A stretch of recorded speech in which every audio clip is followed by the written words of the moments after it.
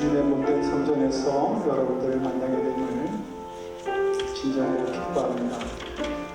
우리 주님께서 오신 대강절 축제주, 우리 모두가 우리 곁으로 찾아오신 주님을 만나고, 그리고 우리를 친구로 삼으신 그 주님과 함께 기뻐하며 우리 주님을 예배하는 복된 12월 첫 주 예배 시간이 되기를 원합니다. 우리 다 같이 나는야 친구 되신 하나님과 우리의 친구 되신 하나님을 찬양하면서 오늘 예배를 하나님께 올려드리겠습니다.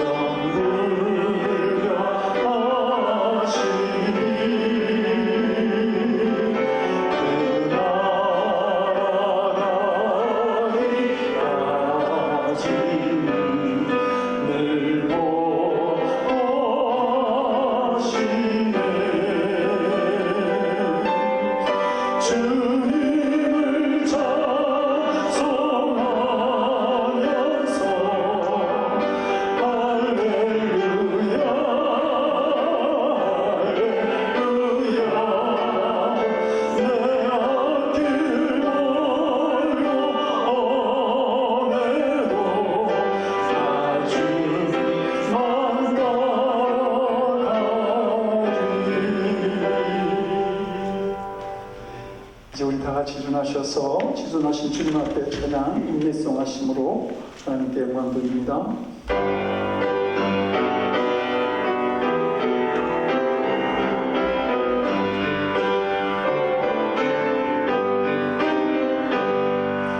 지존하신 주님 이름 앞에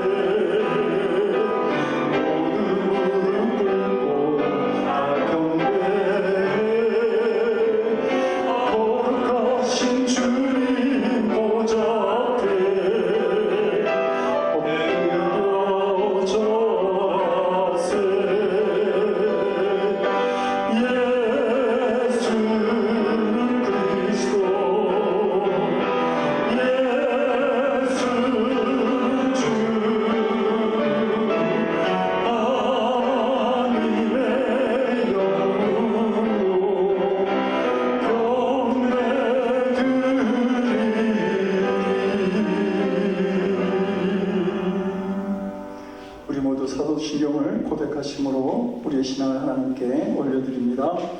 전능하사 천지를 만드신 하나님 아버지를 내가 믿사오며 그의 아들 우리 주 예수 그리스도를 믿사오니 이는 성령으로 잉태하사 동정녀 마리아에게 행하시고 본디오 빌라도에게 권을 받으사 십자가에 못 박혀 죽으시고 장사한 지 4일 만에 죽은 자 가운데서 다시 살아나시며 하늘 오르사 전능하신 하나님 우편에 앉아 계시다가 저로서 산자와 죽은 자를 심판하러 오시리라.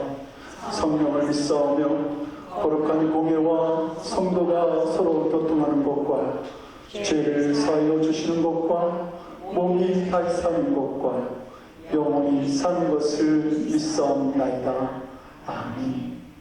다같이 14장 찬양하시겠습니다.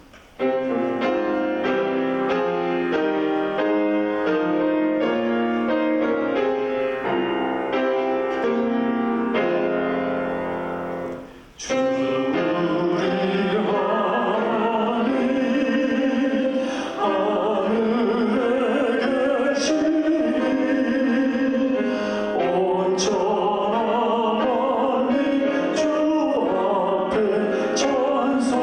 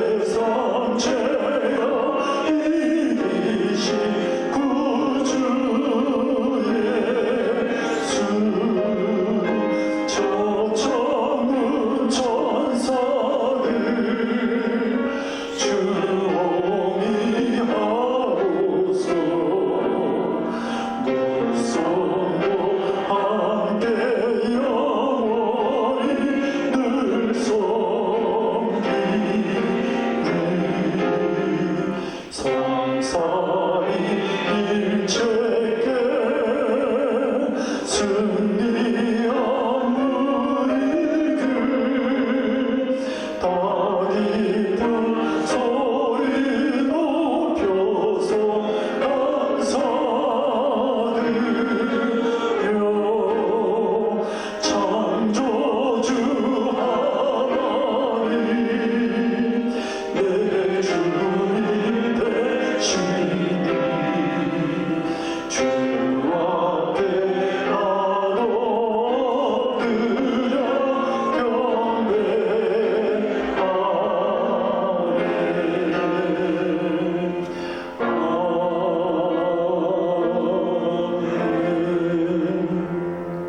자리에 앉아주시기 바랍니다. 우리 다 같이 마음 앞에서 함께 기도드리시겠습니다. 우리를 여기까지 인도하신 에베네셀의 하나님, 결코 순탄하지 않았던 시간들이었지만 12달을 다 맞이하도록 한 해의 삶을 인도해 주시고 12월의 첫째 주일이자 대간절 두 번째 주일 예배를 영과 진리로 드릴 수 있도록 우리를 인도해 주신 하나님께 감사를 드립니다. 지나온 1년을 돌이켜보면 하나님을 사랑하기보다는 세상 물질과 나의 유익에 너무 많은 기대를 하고 있었고, 이웃을 사랑하기보다는 나 자신의 이익만을 추구했던 부끄러운 모습임을 고백합니다. 아버지 하나님, 이 시간 연약하고 미련한 우리를 불쌍히 여기셔서 모든 죄와 허물을 용서하여 주시고 한 해를 마무리하는 이 한 달 회개 속에서 새로운 믿음을 다짐하며 새해를 준비하는 귀한 시간 되게 하여 주시옵소서. 평화의 왕으로 우리에게 오신 예수님, 우리는 무지에서 빛으로 오신 우리 예수님을 눈 어두워 보지 못하였고 귀가 닫혀 듣지 못하였으며 마음이 굳어 잘 느끼지 못했습니다. 대간절 두 번째 촛불을 밝히면서 목자와 동방 박사들처럼 이 땅에 오신 그리스도를 만나는 나의 크리스마스 이야기를 쓸 수 있는, 만들 수 있는 저희들 되게 하여 주시옵소서. 그래야 우리가 보고 듣고 만진 바 알게 된 그 복음의 기쁨을 온전히 누리며 가난하고 소외된 사람들 향해 사랑의 손을 잡게 하시고 다시 오실 예수 그리스도를 기다리는 주의 백성들이 되게 하여 주시옵소서. 교회의 머리가 되시는 우리 하나님, 우리 교회가 남은 이 12월 시간에 올해를 잘 마무리할 수 있도록 믿음과 지혜를 더하여 주시옵소서. 임원 교육과 임직식, 당회와 성만찬 등 모든 행사가 모든 성도들이 한마음이 되어서 함께 참여하며 주님 기뻐하시는 가운데 진행되어져서 온전히 하나님께 영광 돌리는 일들이 되게 하여 주시옵소서.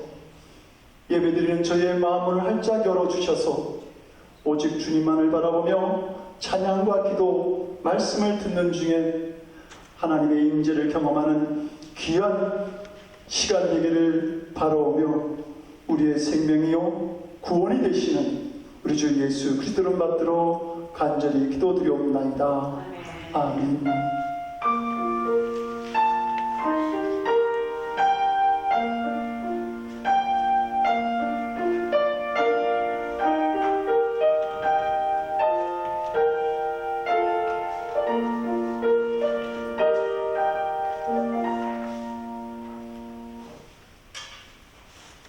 오늘 우리에게 주시는 하나님 말씀을 같이 읽겠습니다.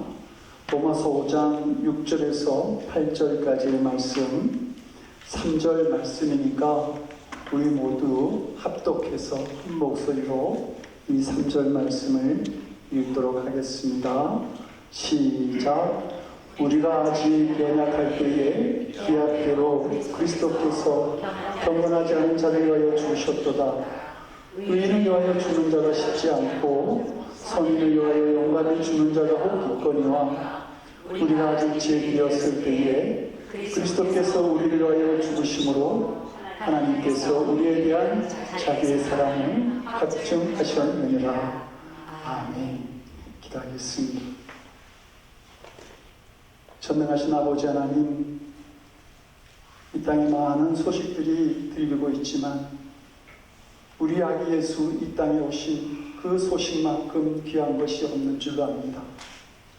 아버지 하나님, 우리가 우리 예수님을 받아들이고 그리스도로 고백하면서 진실된 믿음의 삶을 살아가기에 부족함이 없게 하시고 그 믿음으로 오늘 우리가 말씀을 듣겠사오니 아버지 하나님여, 말씀이 우리의 마음과 우리의 삶을 주장하는 복된 삶을 살아나갈 수 있도록 주여 우리와 함께하여 주시옵소서. 성령께서 이 시간 우리와 함께 하심으로 주님께서 들려주시는 말씀이 우리의 마음 깊숙한 곳에 자리 잡아서 흔들리지 아니하고 온전히 주님께 영광 돌리는 삶으로 나아가는 저희들 될 수 있도록 이 시간 우리와 함께하여 주시옵소서. 감사드리옵고 예수님 이름으로 기도드리옵나이다. 아멘. 미국 시인인 롱펠로가 어느 날 이렇게 휴지를 만지다가 갑자기 시상이 떠오르게 되었습니다. 그래서 그 시를 그 휴지에다가 쓰게 되죠. 그리고 그 휴지는, 그 휴지 조각은 그 당시에 6,000불이라고 하는 그 값에 팔리게 됩니다. 그게 1800년대 중반이었으니까 지금 시세로 따지면 수십만 불, 아마 수백만 불도 갔을 겁니다.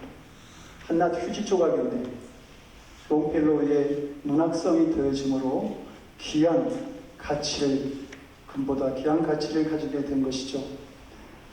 미국 정부가 한낱 종이에 독수리 도장을 찍게 되면 그것은 $100짜리 지폐가 되고 전 세계에 환영받는 돈이 됩니다. 한낱 종이에 정부가 보증이 되어진 값이 그런 가치를 가지게 된 것이죠. 피카소가 종이에 스케치한 그 그림이 집 한 채 값이 나아갑니다. 무가치한 종이에 천재의 예술성과 이름이 더하여져서 아주 높은 엄청난 가치로 변한 것이죠. 이 종이의 이 가치의 변화는 스스로 만들어낸 것이 아니라 외부의 힘에 의해서 그 가치의 변화가 일어났다고 하는 겁니다. 이런 일들은 믿음의 세계에서도 일어나는 일들입니다. 예를 들어서 이스라엘 백성들이 애굽에서 430년 동안 노예 생활을 했습니다. 하나님께서 그들을 인도하시기로 결정하시고 가나안 땅에 그들이 정착하게 되었을 때에 그들은 자유인이 되어집니다. 노예인의 삶에서 하나님이 계획하실 때 풍요로운 자유인의 삶을 살게 되었다고 하는 것이죠. 우리는 무가치한 인간일 수 있습니다. 그러나 하나님께서 계획하시는 엄청난 가치를 지닌 놀라운 변화가 우리 안에 일어나게 되는 것이죠. 요한복음 1장 14절은 이 땅에 오신 우리 예수님에 대해서 이렇게 말씀합니다.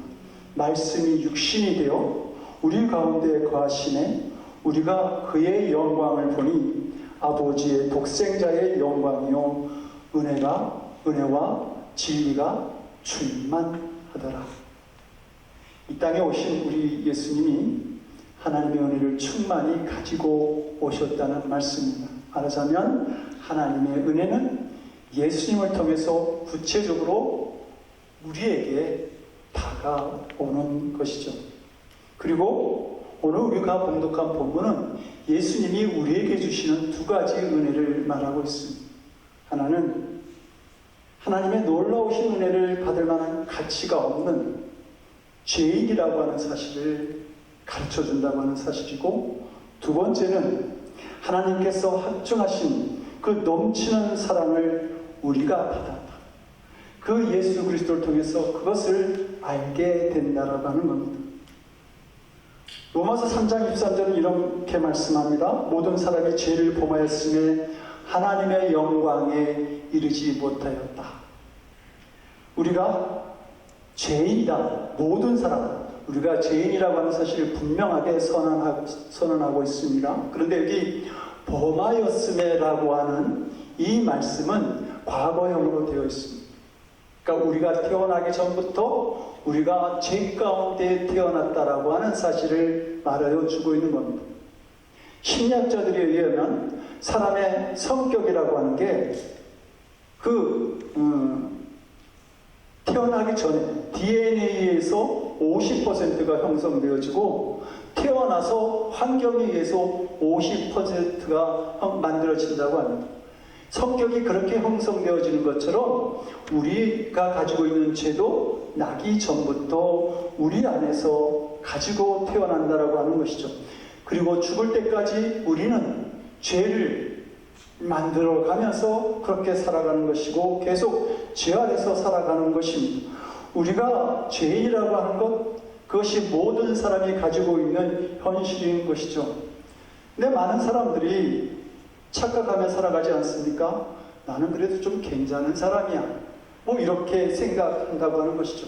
그런데 이런 사람들이 예수님을 믿는다고 할지라도 아직 예수님을 분명하게 만나지 못한 사람의 모습인 것입니다. 예수님을 만난 사람은 자신이 죄인임을 깨닫게 됩니다.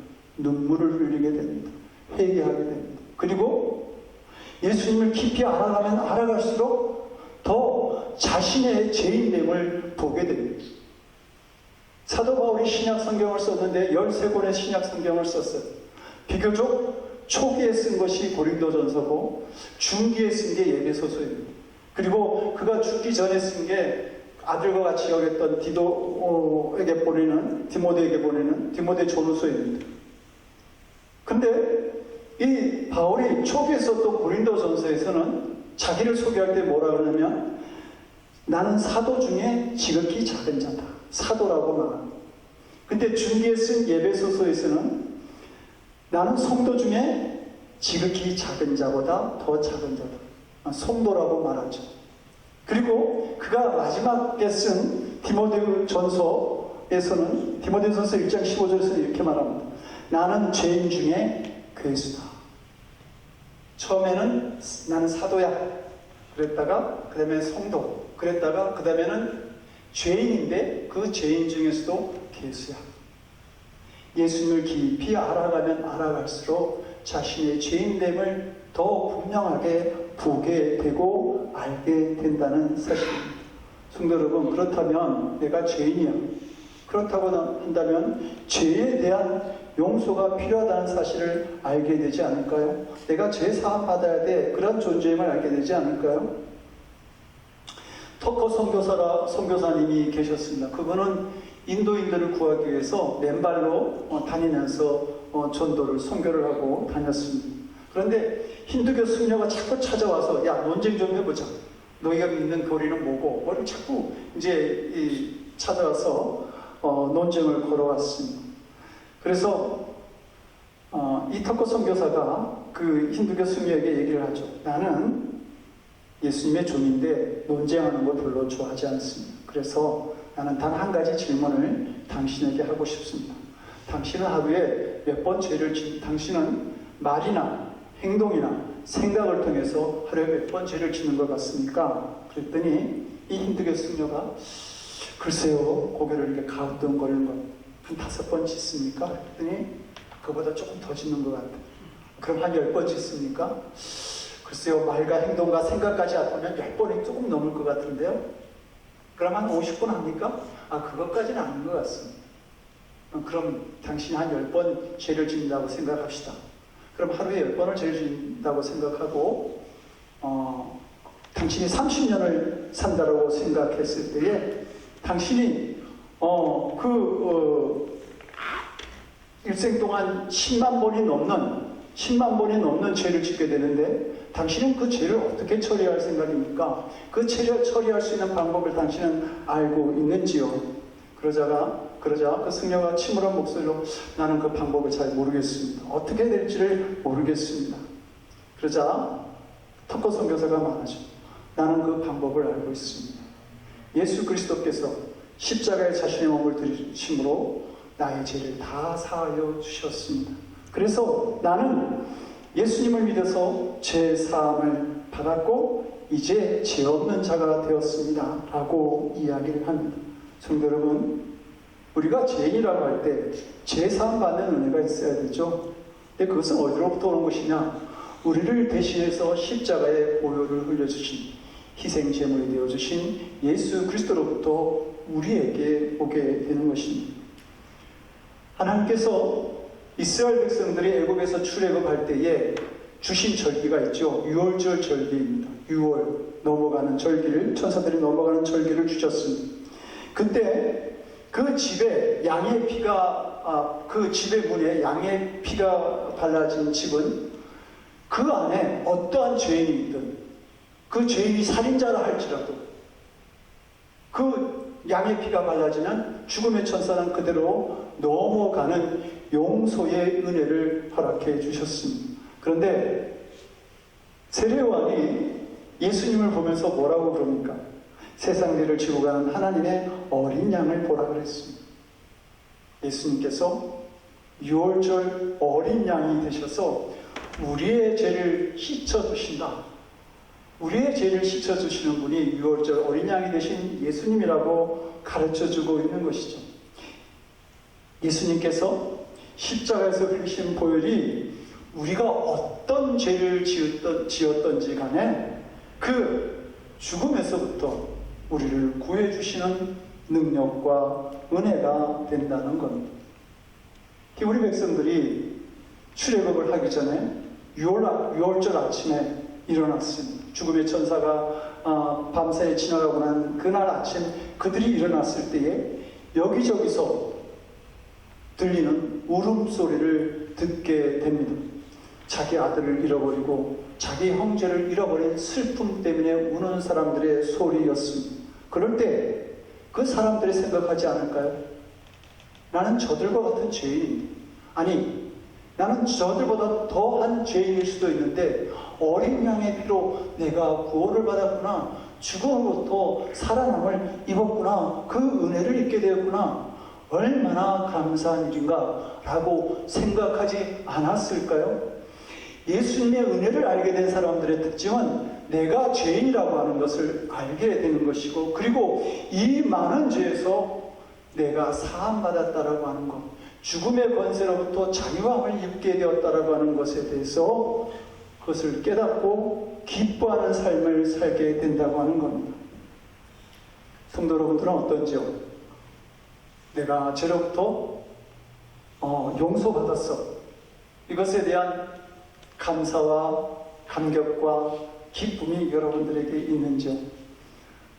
어떤 성도는 믿습니다. 내가 속죄함을 받았어. 그렇지만 별로 기뻐하지 않아요.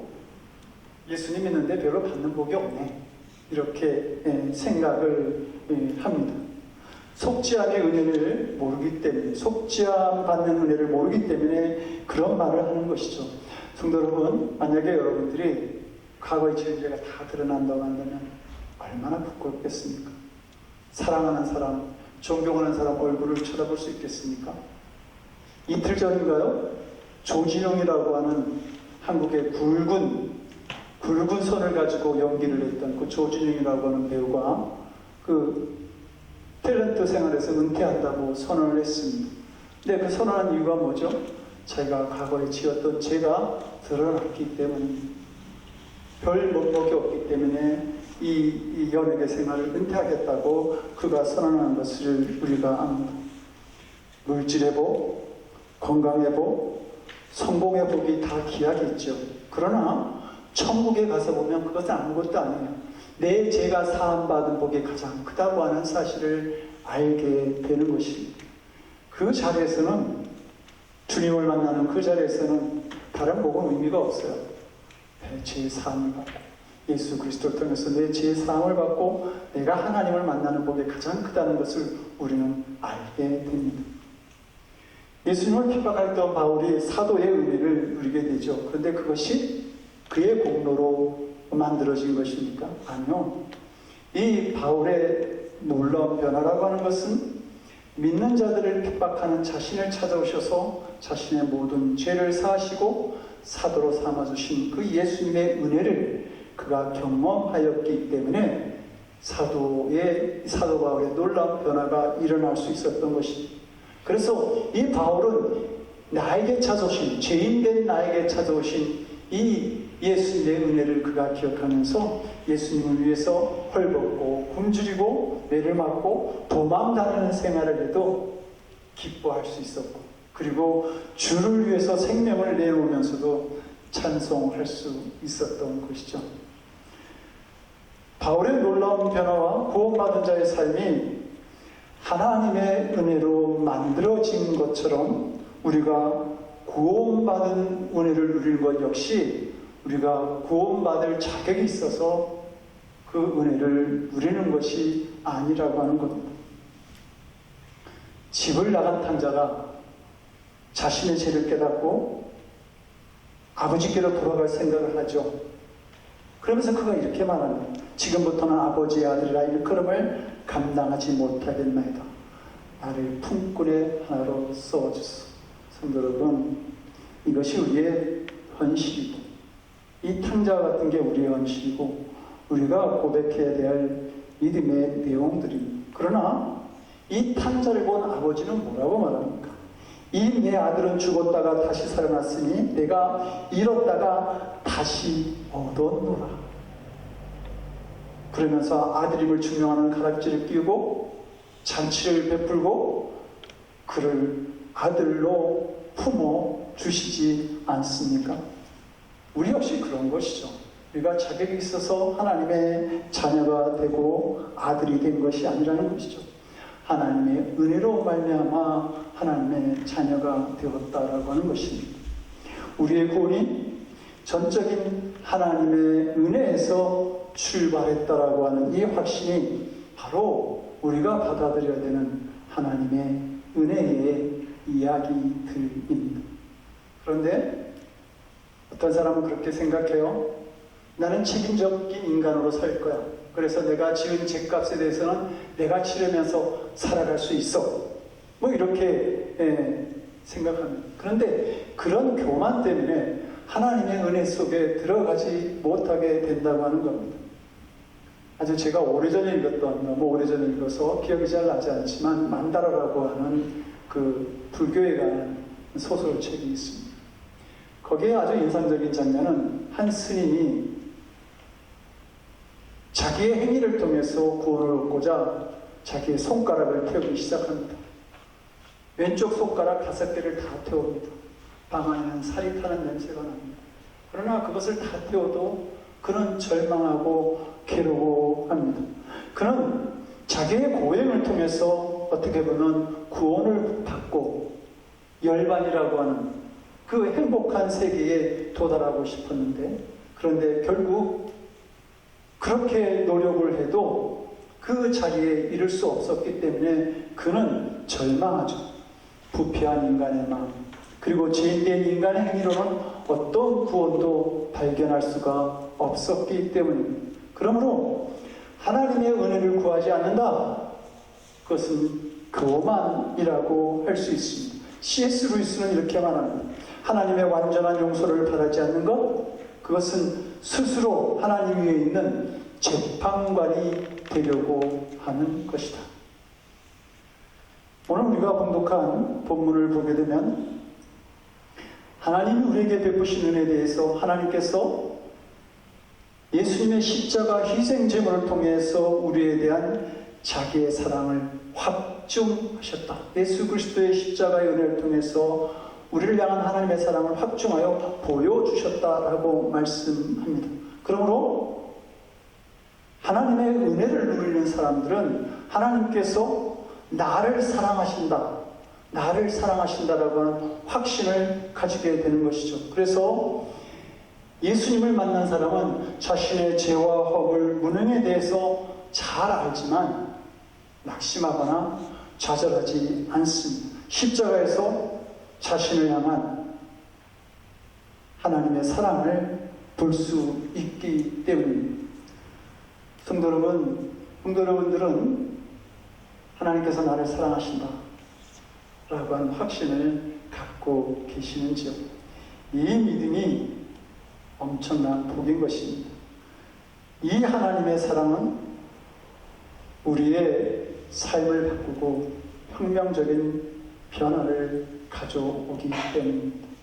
고린도전서 13장 누가 썼나요? 바울이 썼어요. 바울이 놀라운 사랑의 그 사랑 가득한, 은혜 가득한 그 말씀을 기록할 때에 그것을 누가 가르쳐 준 거예요? 사랑하는 연인이 가르쳐 주거나 다정한 친구가 가르쳐 주거나 그를 좋아했던 부모님이 그 사랑을 가르쳐 준 게 아니에요.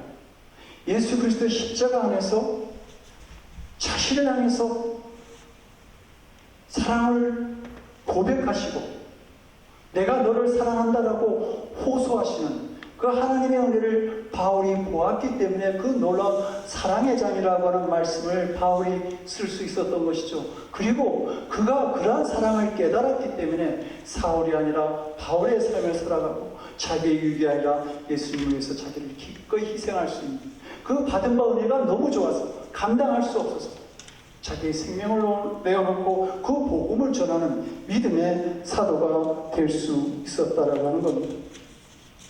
막달라 마리아는 귀신 들렸던 여자였습니다.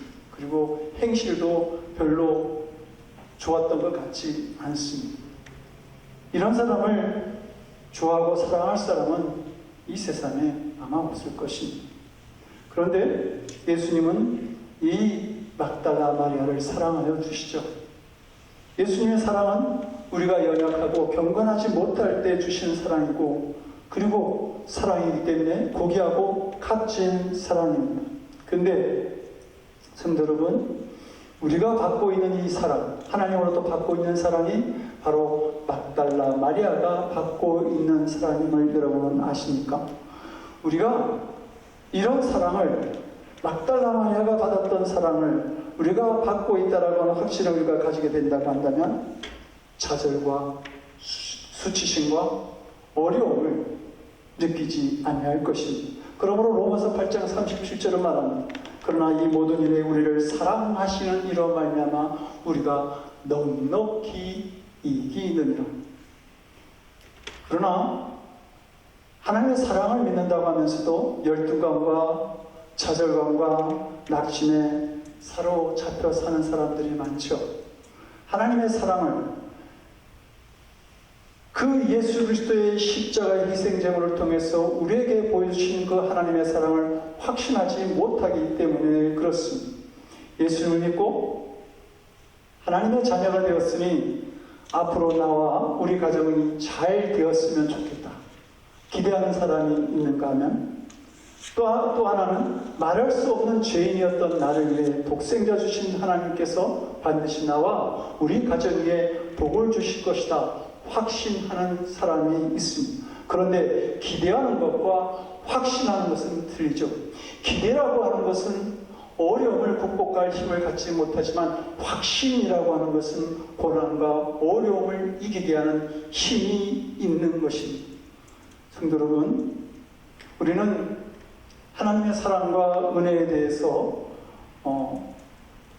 되어진 일을 보면서 그 사랑과 은혜가 되어진 일을 보면서 그때그때 판단하려고 하지 않습니까? 잘 되면 야, 하나님께서 나 사랑하시네. 그리고 좋아할 수 있지만 어렵게 되면 힘든 일이 닥치면 야, 주님께서 왜 나를 이렇게 힘들게 하시지? 그러면서 하나님의 사랑을 의심하게 된다고 하는 겁니다. 이런 사람은 하나님의 사랑을 받을지 모르지만 그 사랑을 누리지는 못합니다. 하나님의 사랑은 매 순간 확인할 문제가 아니라 이미 확증된 일이기 때문입니다. 예수 그리스도의 십자가 사건을 통해서 독생자를 주신 나의 구원을 위해서 주신 하나님의 사랑은 이미 확증되어졌다라고 하는 겁니다. 그러므로 우리는 하나님께서 나를 사랑하시기로 이미 결심했습니다. 나를 사랑하기로 결심했습니다라고 하는 확신, 확증이 우리의 마음속에 있어야 합니다. 성도 여러분들은 독생자를 주시기까지 나를 사랑하신 하나님의 은혜를 누리고 살아가고 계시는 것이죠. 은혜를 받았느냐? 그것을 묻는 것이 아닙니다. 우리는 이미 감당할 수 없는 하나님의 은혜를 받고 있습니다. 그런데 누리지 못한다라고 하는 게 문제이겠죠. 많은 사람이 하나님의 사랑과 은혜, 복주심을 믿음으로 받아들이지 못하고 살아간다라고 하는 것입니다. 그래서 자꾸 세상을 기웃거리게 되는 겁니다. 세상의 권력과 재물과 오력을 찾아 나서면서 거기서 만족과 위로를 얻으려고 합니다. 그리고 이것이 우리를 지치게 하죠.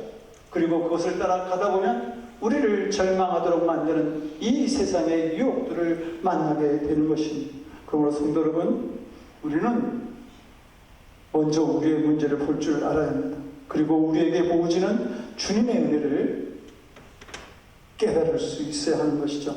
우리가 죄인임에도 불구하고 우리를 사랑하셨던 하나님을 만나야 하고, 우리를 구원하시기 위해서 독생자까지 주신 하나님의 사랑을 꼭 붙들어야 하는 것입니다. 그리고 십자가에서 우리를 구원하여 주신 그 예수님의 은혜를 바라볼 수 있어야 합니다. 이 놀라운 은혜를 가지고 우리에게 찾아오시고 이 놀라운 은혜를 준비하고 계신 그 예수님께서 우리에게 오셔서 말씀합니다. 볼지어다 내가 문에 서서 두드리노니 누구든지 내 음성을 듣고 문을 열면 내가 그에게로 들어가 그로 더불어 먹고 그는 나로 더불어 먹으리라. 주님께서 우리 문 앞에, 우리의 마음의 문 앞에 기다리고 계신다고 말씀하고 있습니다. 왜 그런 건가요? 우리의 마음 문은 우리만이 열 수 있기 때문입니다. 이제 예수님께서 우리에게 찾아오신 이 성탄의 계절, 이 대강절을 보내는 우리들이 우리의 마음을 펼쳐서 기다리고 계시는 그 주님의 주님을 받아들임으로 말미암아 이 하나님의 놀라우신 은혜에 참여할 수 있기를 바랍니다. 그래서 이 세상을 넉넉하게 이기고 그리고 주님의 그 사랑을 마음껏 누릴 수 있는, 내가 받아들임으로 말미암아 확신함으로 말미암아 마음껏 누리는 하나님의 자녀된 삶을 살아가는 성도들 될 수 있기를 주님 이름으로 간절히 축원드립니다. 사랑하는 성도 여러분, 오늘 우리에게 주신 말씀을 붙들고 같이 기도하시겠습니다. 내가 죄인임을 깨닫게 하여 주시옵소서. 죄인된 나의 구원을 위해 독생자를 십자가의 희생제물로 들으신 그 하나님의 사랑을 하나님 좀 아는 자들이 되게 하여 주시옵소서. 이 굳어진 심령 하나님 아버지 말랑말랑하게 하셔서 하나님 아버지 깨닫고 받아들이고 느끼고 기뻐하고 감사하는 심령 되게 하여 주시옵소서. 하나님의 사랑을 의지하여 세상을 이기게 하시고 하나님의 놀라운 은혜를 붙들고 살아가는 하나님의 자녀된 삶이 있게 하여 주시옵소서. 우리 함께 통성으로 잠깐 기도하겠습니다. 전능하신 아버지 하나님, 하나님 아버지, 우리가 죄인된 아버지를 깨달은 자들 되게 하여 주시옵소서. 아버지 부끄러운 아버지 우리의 모습이 있었으면 알게 하여 주시옵소서. 아버지 부끄러운 생각과 말과 행동들이 있었으면 아버지 고백하는 자들 되게 하여 주시옵소서.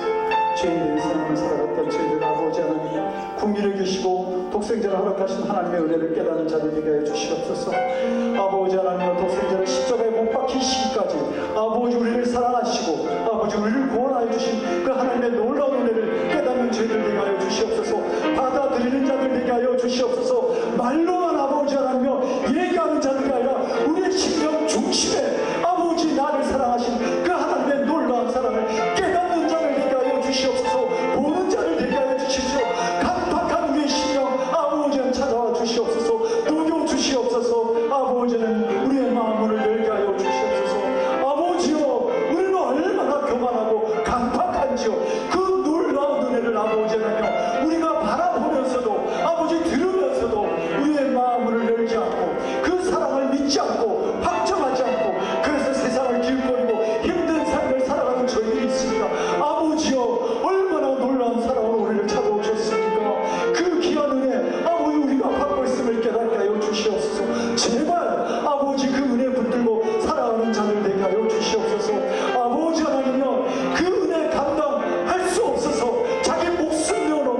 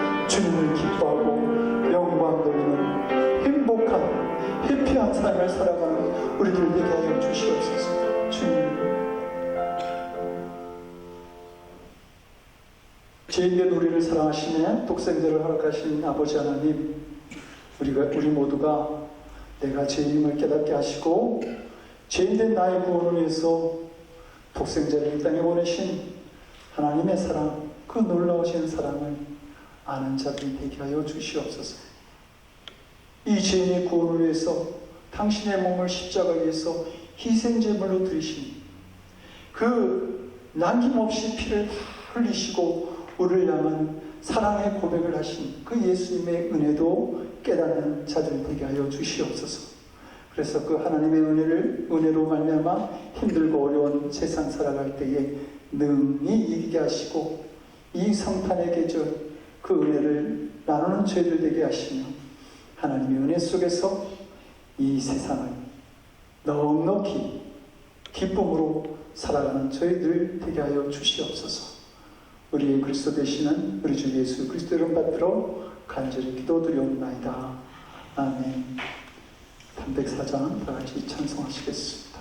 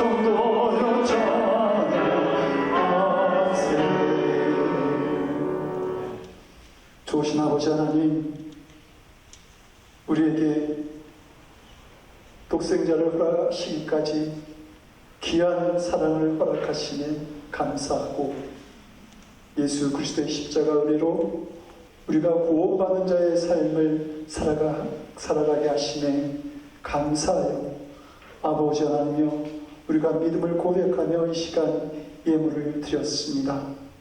아버지 하나님, 우리 하나님에 대한 온전한 믿음을 고백하며 우리의 것이 하나님의 것임을 믿고 아버지 예배 드리며 물질을 드릴 줄 아는 당신의 사랑하는 자녀들 기억하여 주시옵소서.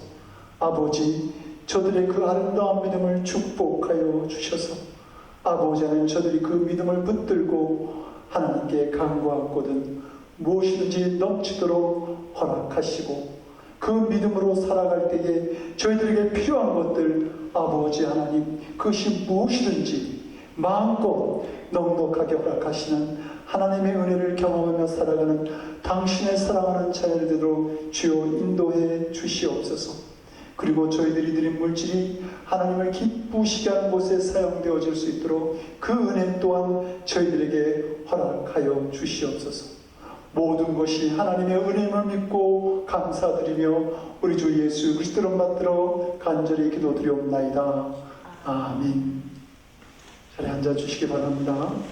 우리 그동안 축복합니다 찬양을 잘 하지 않았는데 오늘은 우리가 부동산 목사님 네 분도 한국에서 오시고 또 이렇게 반가운 분도 있으니까 우리가 얼만큼 더 많은 시간을 가지고 성도들을 축복할지 모르겠어요. 하여튼 우리가 귀한 마음을 담아서 축복합니다. 성도들 축복하는 마음으로 축복합니다. 찬양하겠습니다.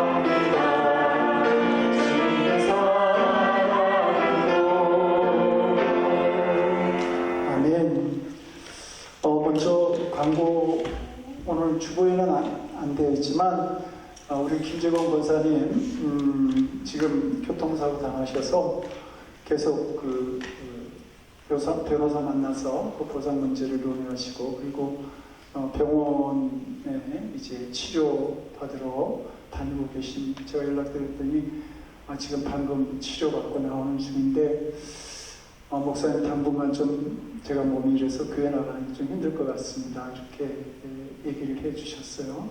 그래서 우리가 교회에서 좀 못 뵌다 하더라도 우리 권사님 그 모든 과정, 사고 과정 잘 진행되고 또 몸이 온전하게 회복되어질 수 있도록 위해서 계속해서 기도해 주시기 바랍니다. 우리 12월 생일 맞이하신 분들이 있습니다. 우리 박대진 청년이 12일이고요. 박영복 권사님하고 김병희 집사님은 음력으로 23일이에요. 그런데 2월달에 2월달에 양력으로 하면 2월달에 그런데 괘씸해서 오늘 같이 생일 축하드리겠습니다. 2월달까지는 못 기다리겠습니다. 그래서 오늘 박영복 권사님 또 김평희 집사님 우리가 따뜻한 마음으로 같이 생일 축하하겠습니다. 오늘부터 신천 권사교육이 2주 동안 진행되었습니다. 우리가 부활절 때 우리 김재건 권사님은 5일 동안 했거든요. 권사교육을. 근데 시간상 이틀을 하게 됩니다. 그래서 너무 짧은 것 같고 권사교육을 받으시는 분들에게 좀 미안하기도 하고 그래서 하루하루 받을 때마다 한 5시간, 한 6시간 이렇게 권사교육을 해야지 제대로 하는 거 아닌가. 그래서 제가 지금 프린트온을 다 해서 다 준비해 왔습니다. 그래서 우리 김병희 집사님 그 언니 분이 벌써 걱정하시는데요. 5시간 기다려야 돼? 지금 이러고 걱정하시는 것 같아요. 우리가 2주 동안 잘 진행되어질 수 있도록 여러분 함께 기도로 참여해 주시기 바랍니다. 그리고 지난번에 성김이 모임에서 우리 박대인 청년이 집사 직분 받아야 된다고 너무 강력하게들 얘기하셔서 같이 집사 직분을 성탄절에 우리가 임직식 할 때에 받는 걸로 그렇게 하겠습니다. 다음 주에는 2025년 당일을 가지도록 하겠습니다. 재정부에서는 재정 보고 준비해 주시기 바랍니다. 12월 교회 일정 말씀드립니다. 오늘과 다음 주에는 권사 교육이 있고요. 그리고 다음 주 당회가 있고 21일 성탄주일에는 권사 임명식을 합니다. 그리고 12월 마지막 주 28일에는 성찬 예식을 하겠습니다. 그리고 저희가 이제 성김이 모임을 12월 중에 할 텐데요. 아마 성탄주일이 되지 않을까 싶습니다. 의제가 더 나올지 모르겠지만 지금 생각으로는 의제가 우리가 선교지에 대한 선교리를 가지고 아마 성김이 모임 회의를 하게 될 것 같습니다. 금주 기도 과정은 담임 목사님 가정입니다. 박선우 최진희 대인 청년 위해서 기도해 주시기 바랍니다. 다른 광고 없으시면 일어나셔서 주기도문 찬양과 축도로 예배 마치겠습니다.